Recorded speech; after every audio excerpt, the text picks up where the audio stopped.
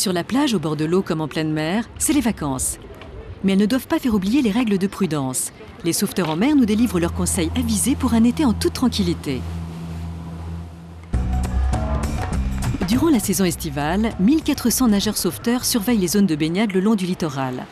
Ils portent secours aux baigneurs en danger, administrent les premiers soins et bien souvent se chargent des enfants égarés sur la plage. La mission des nageurs sauveteurs est la sécurité des estivants sur la plage et dans l'eau, donc du bord de l'eau jusqu'aux 300 mètres qui sont délimités par les bouées jaunes. En général, une zone de surveillance est de 200 à 300 mètres de part et d'autre du poste secours. Elle peut être plus grande ou plus petite en fonction de la dangerosité de la plage. Pour 36% des Français, le risque de noyade est le principal danger lors de la pratique d'une activité en mer. Ne pas dépasser la zone où la surveillance est assurée par les nageurs sauveteurs est un premier conseil de prudence. Bonjour monsieur, vous nagez en dehors de 300 mètres. Veuillez regagner la zone de surveillance s'il vous plaît. Dès votre arrivée sur la plage, regardez la couleur du drapeau hissé en haut du mât. Il indique, selon un code couleur précis, les conditions de baignade. Bien que les gens viennent sur une plage surveillée avec des maîtres nageurs, les gens sont responsables de leur propre sécurité ainsi que celle de leurs enfants. Donc nous leur conseillons de garder leurs enfants toujours à l'œil, ne jamais laisser partir se baigner seuls et toujours être attentifs toute la journée. Bonjour. Je vais chercher 2 bracelets pour les petites. Vous pouvez aussi équiper les jeunes enfants de bracelets d'identification donnés gratuitement par les nageurs sauveteurs. Les bracelets, donc je vais vous laisser mettre leur prénom, leur âge et votre numéro de téléphone. D'accord. Cela leur permettra, si jamais elles se perdent, qu'on puisse vous appeler pour retrouver vos filles. D'accord. Voilà. Il faut savoir que nous recherchons sur les plages surveillées par la SNSM 1700 enfants, donc chaque été. Et donc ces petits bracelets nous permettent de retrouver plus facilement les familles et d'éviter de grosses inquiétudes. Le soleil, bon pour le moral, peut être dangereux si l'on abuse de ses rayons. Sur la plage, quelques gestes simples permettent d'éviter qu'une agréable journée au soleil ne laisse un mauvais souvenir. Il y a plusieurs risques dus à l'exposition au soleil. Donc premièrement, l'insolation, qui est donc due à une trop forte exposition au soleil. Elle se manifeste notamment par une sensation de chaleur au niveau du visage et des maux de tête. Ensuite vient donc les coups de soleil qui sont donc une brûlure de la peau. La brûlure peut être de différents degrés suivant le teint de la peau et la durée d'exposition au soleil. Pour éviter ce type de soucis, il est conseillé de se couvrir la tête, de porter un t-shirt et des lunettes de soleil. Il faut se mettre de la crème solaire environ toutes les 2 heures ou après une baignade. Et il faut éviter les heures chaudes entre midi et 16 heures et boire de l'eau régulièrement sans forcément avoir soif. 80% de l'exposition aux rayons du soleil se fait avant l'âge de 18 ans. Il est donc particulièrement important de protéger les enfants. Il faut savoir que les enfants ont une peau plus fragile que celle des adultes. Il faut donc les protéger du soleil, leur faire mettre un t-shirt, un chapeau, des lunettes de protection et leur appliquer une crème solaire avec un fort indice. Et il faut aussi les hydrater régulièrement, même s'ils ne le demandent pas. D'une manière générale, il est important de veiller à limiter les durées d'exposition des enfants. La pratique de la planche à voile, du surf, du scooter des mers et autres engins pneumatiques ne doit pas faire oublier que la mer peut être dangereuse.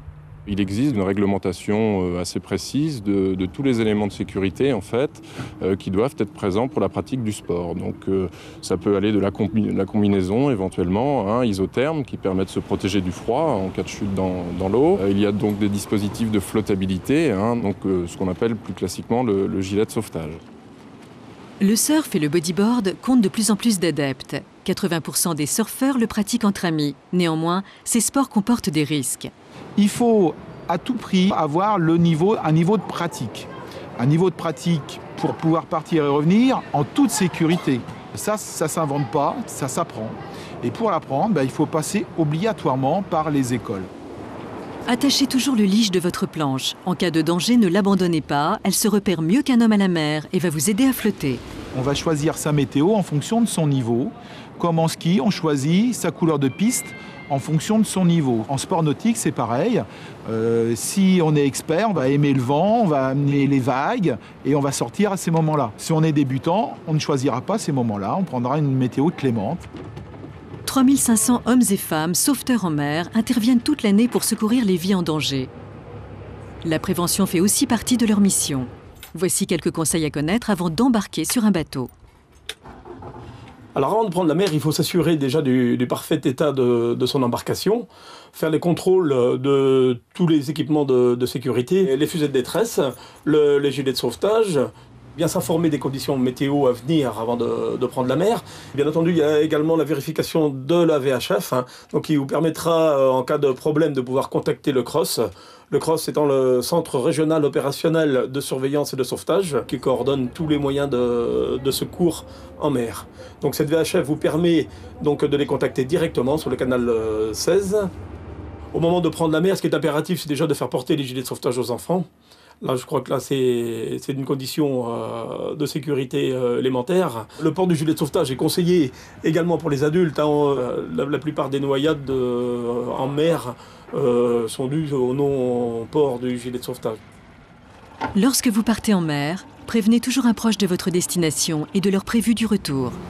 En cas de danger, de problème à bord, alors la première chose, contactez le CROSS. Et surtout, tant que le bateau flotte, rester à bord du bateau. Il est beaucoup plus facilement repérable pour les secours qu'une personne seule dans l'eau, voire même qu'une personne montée dans un radeau de survie.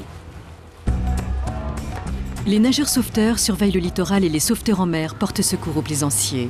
Disponibles 24 heures sur 24, les sauveteurs embarqués sont bénévoles. Ils peuvent appareiller dans le quart d'heure qui suit le déclenchement d'une intervention. Lorsque le bip se déclenche, tout le monde court vers le bateau. Et dès que le bateau a un équipage minimum 7-8 personnes, on part.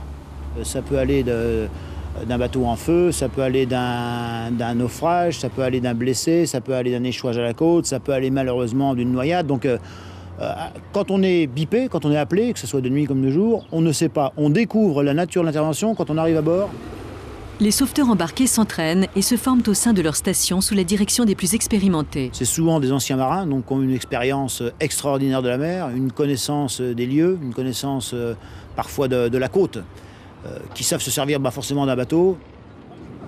Sur les plages, ce sont les nageurs sauveteurs qui s'occupent de la surveillance. 450 nouveaux sauveteurs sont formés chaque année.